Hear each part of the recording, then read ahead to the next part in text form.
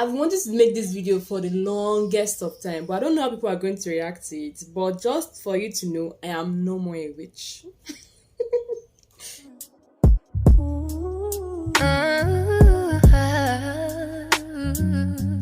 Good day, guys, and welcome back to my channel. My name is Arinola. In case you just see my channel for the first time, you're welcome. Please don't make it your last time. Endeavor to subscribe to my channel, like my videos, watch my other videos. Please give it a thumbs up if you like at the end of the day.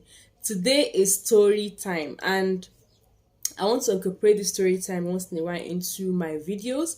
I have so many stories to say, but I don't know, maybe people will be available to hear other person's experience or other person's story. So, but I'm just going to give it a go. Today is going to be a personal story, and that was how I was a witch for 2 years. It was a boarding house experience, anyways. So, guys, in the year 2010, because that was when I entered into SS1, that was when I got into boarding house, Federal Government College, Ilorin. But then, before then, that should be around 2007 or so, I finished my primary school, and I really wanted to go to boarding house because my brother was in boarding house and he always goes with provisions. You know, my mom will pack things for him. She will give him pocket money. My dad, they spoiled him. I just wanted to go. So that was the year that they said Nigeria is going to have this primary 7, 8, 9. So I had to go to primary 7, 8, 9. I was not able to go into JS1 in a boarding house. For that 3 years, I was not even myself. I just wanted to finish and just go into boarding house. I just managed. I already told everybody in my school that, me, I'm going to boarding house, I'm going to boarding house. That's why they just made that announcement, like I wanted to die. But anyways, I managed that 3 years and I finally got into a boarding house, Federal Government College, Ilorin. It was a fantastic experience. But when I first got in there, I first of all saw people bathing out. I was like, how about thing is this one? They're going to have boarding house experience in another entirely new video, but I just wanted to show you guys how excited I was about going into boarding house. Like, I was so happy. Now I have my own provision, I have my own bed space, I take care of myself. I told you guys I've always loved to be an independent kind of girl. From when I was a teen, I've always wanted to be an independent girl. So I was like free from home, and now I can take my own decisions. And yeah, so we got into SS1, and our own dormitory, which is called room, was this progress house and schoolhouse kind of dormitory. We went to Federal Government College, you know what I'm talking about. So there's one dormitory was in schoolhouse and progress house hall, and I was in progress house hall. So I was in room 3, and that particular time, that term, it was the first term, I think, or should be second term. So we just enter, we are still new, and we used to hear different stories of Madam Koi Koi, of people that will come and be working in the midnight. You hear somebody will say that she went to eat herself and she heard one woman saying, "Oh yeah, wajeng, oh yeah, wajeng," or come and eat. That's what they are saying. Like, you hear somebody pounding yam, but you don't know where they are pounding the yam from. Different experience. We've had different experience in the school, so we have this fear in our minds already. So on this particular day, not even a day, like on the particular week, we've been coming back from school, and then we will just, see birds inside of our rooms. And people started to link it to spiritual stuff. But in my head, I'm like, we really do not have, we don't lock our rooms with keys. We just like close it. And it's the type of door that doesn't even have, like, it doesn't clip when you close it. It can easily open with just breeze or anything. So my head, I was like, maybe breeze opens these doors and the birds fly in. For me, in my mind, I wasn't type of, I'm not really a kind of person that you can scare easily when I can use my brain, my sense to calculate something. But it's not always good for you to think that. Like, if everybody thinks they're spiritual, just follow them and think it's spiritual, please. Don't ever think in your mind that this is not spiritual, because you're able to use your sense and your brain to think that, no, this should have happened. Maybe the door open. Don't think, just follow people and think like that is spiritual. Don't do past yourself. So I've been having this thinking in my mind. I'm like, I'm not really scared. But then people are scared. Many people are scared. Maybe in that whole hall that we are like 300 or less, maybe 10 of us are not scared. But like, I know inside of myself that I was not scared. So on this particular day, we got back from school, and I was in room 3, as I told you guys before. and room 4 links to room 3, but then there's a door in between the two rooms that you can close. So people just got into room 4, and there were a lot of birds. Like, it was as if they were having a meeting. A lot of birds. It was so unimaginable. Like, the door between room 4 and 3 was open, but they did not fly into room 3. They only were in room 4. Like, they were so plenty, and people were so scared. So they told the dorm prefect, just said, we should not go into the dorm room. Like, it's a belief, and you cannot really take people off a belief that they have just like that. So they decided to abandon that room.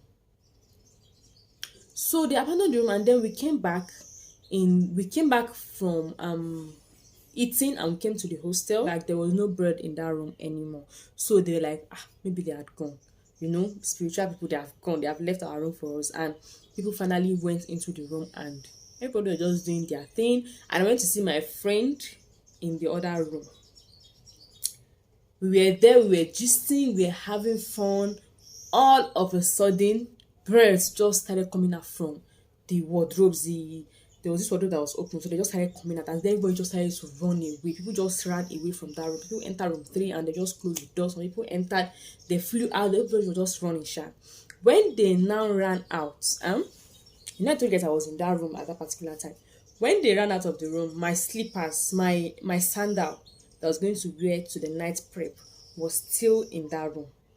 And it was the only sandal that I had to wear. Moreover, I already told you guys that I was not really scared of the bird. So don't judge me for my next action. I'm just telling you guys upfront. I wasn't scared. I just thought it was just people getting into our head. Like, these things are just birds, So it was, we had closed the door of the room. We were just like, okay, they've abandoned that room. Nobody's going to go into that spiritual room anymore. And we're just there. And all of a sudden, I was like, they decided to chase people out for night food before we go to prep, because you're going to go to night food, you're going to go there, from there to mosque, or if you have to go to church. If you don't have anything going on in church, you just go to the prep. We Muslims, we go from afternoon prep, we go to eat the food immediately. But I think that day was labor, so we did not go to prep. So the labor day is when you go around and you cut grasses. You keep the environment clean. You don't have afternoon prep on that particular day. So we finished from eating in the afternoon. We came out to the hostel. That was what happened. That was when we abandoned the room, and then we passed from the hostel to the dining hall. Then, if you're a Muslim, you're going to go to the mosque. If you're a Christian, if anything is not happening in the church, you go directly to the prep, and then you have your night prep. That was how it was supposed to be. So it was time for us to go to eat. Ladies and gentlemen, I had to take my sandal. I went around to ask everybody, do you have an extra sandal? Everybody was just saying, no. I don't know that they didn't want to give me, because everybody else, you have to keep your things safe. If not, you will not even see it anymore. So maybe they don't have, or maybe they don't want to give me. I really don't know. I can't remember. But I just asked everybody, and everybody just said they don't have. And I have a slippers, but if you wear a slipper, they're going to seize it from you. So I had to look for my sandal. I can see my sandal from the, like, you can see your sandal. I can see it, but I cannot go into the room because they said it was spiritually attacked and everything. So I looked around and I saw that nobody was looking at me, and I entered the room that was abandoned. I entered the room. Ladies and gentlemen, immediately I entered that room to pick up my sandal. I just squat down to pick up the sandal. I was like looking at everybody, like, nobody's looking at me, right? Nobody's looking at me when I entered the room. So later I just carried my sandal like this.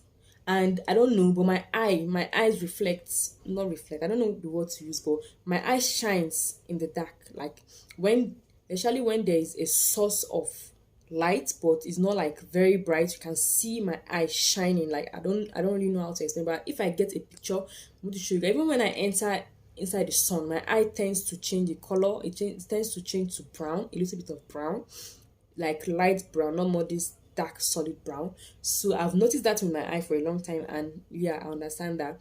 So this particular girl, whose name, it should be Shukra Timida or something like that. So Shakirat, guys, her name is Shakirat.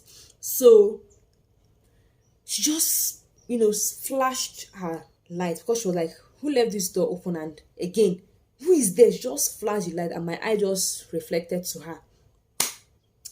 Then she just said, The birds in that room have become human being. Everybody just started to run. Everybody started to run. They were just running. And funny enough, I knew I was the one she saw.